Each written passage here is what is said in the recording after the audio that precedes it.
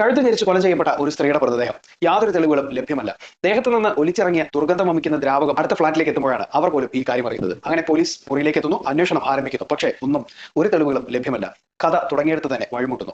ആകെ ആ മുറിയിൽ ഉണ്ടായിരുന്ന ഒരു കലണ്ടറാണ്. മുറിയുടെ ഉടമസ്ഥനെ കുറിച്ച് യാതൊരു വിവരവും ലഭ്യമല്ല. അയാളെ കാണാതായിട്ട് കുറച്ച് ദിവസങ്ങളായിരിക്കുന്നു. എന്താണ് ഈ കേസിന് നമ്മളോട് പറയാനുള്ളത്? യഥാർത്ഥ കൊലയാളികൾ എവിടെയാണ്?